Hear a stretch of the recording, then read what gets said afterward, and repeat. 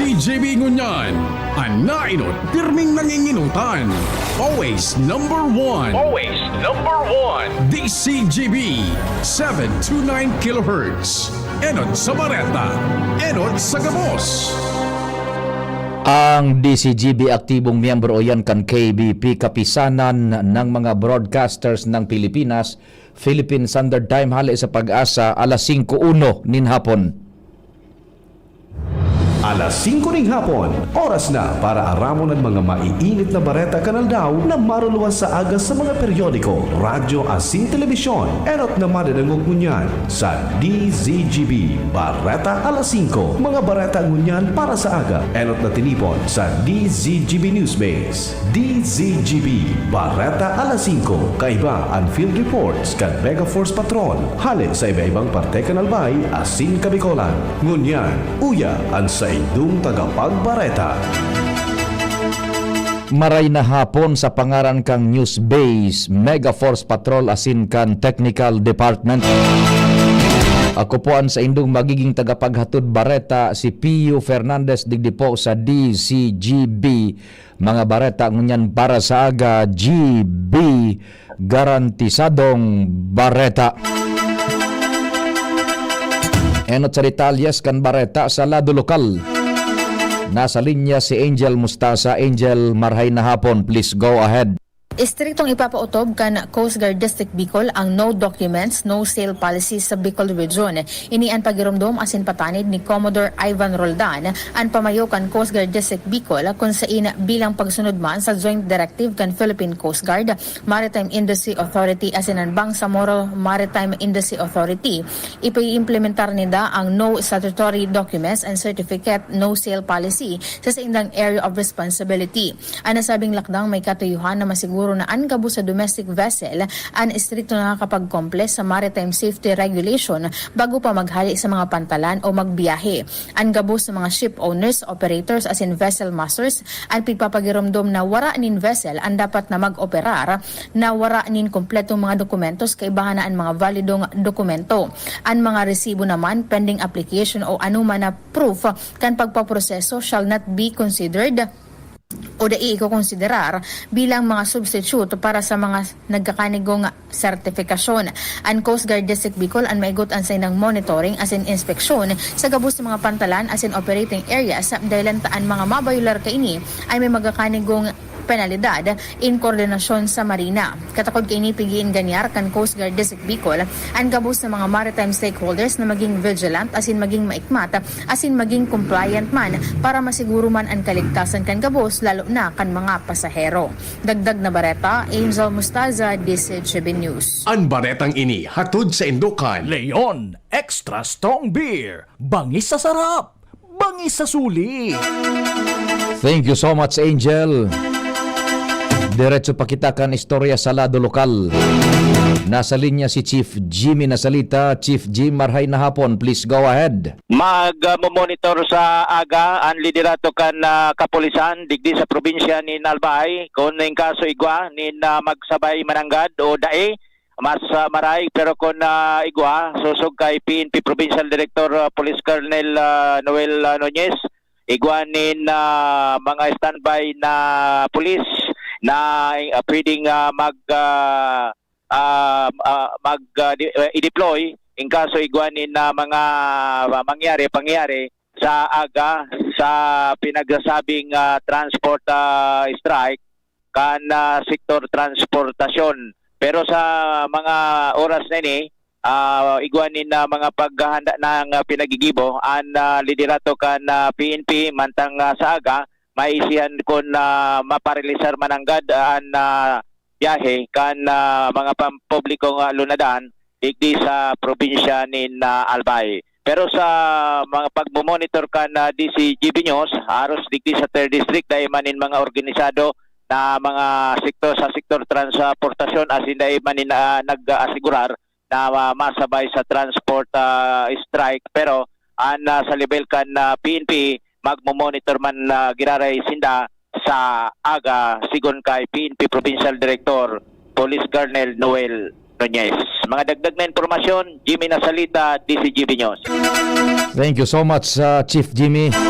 Sa may relasyon na Bareta, ang mga transport group na nagbabiyahe pa Santo Domingo, Legazpi, vice versa, masabay sinda sa transport strike sa aga, yung rotang Legazpi, Santo Domingo, vice versa.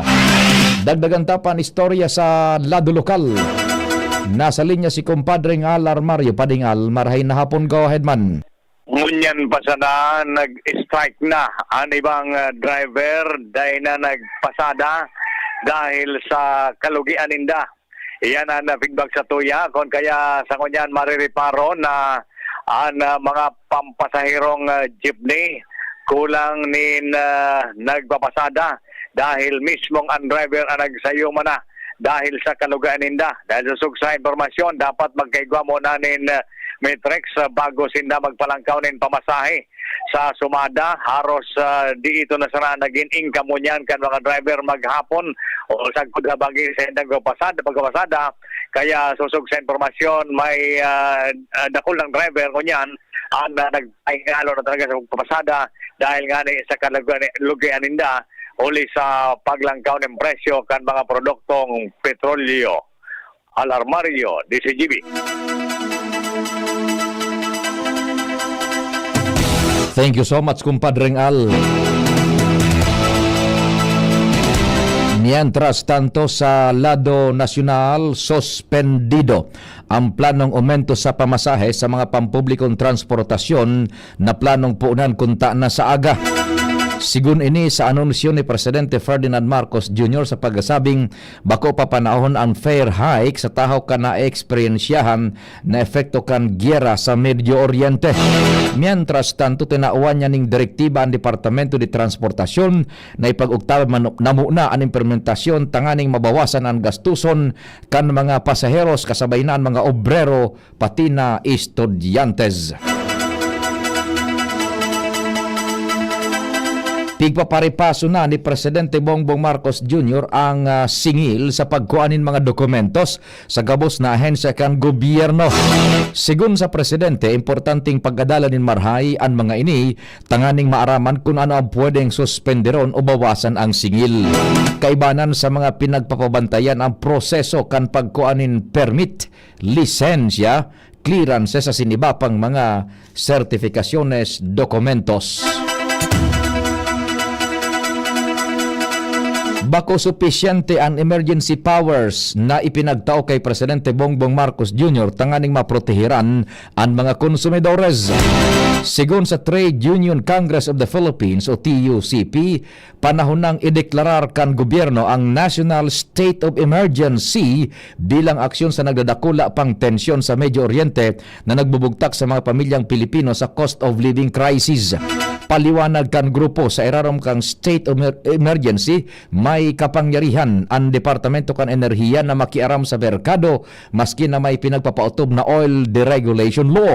Dagdag paninda na sa pagi kaini, mamamonitor ang profit margins asin day mamamatean kan mga konsumidores ang sobrang paglangkaw kan presyo nin mga produktong petrolyo.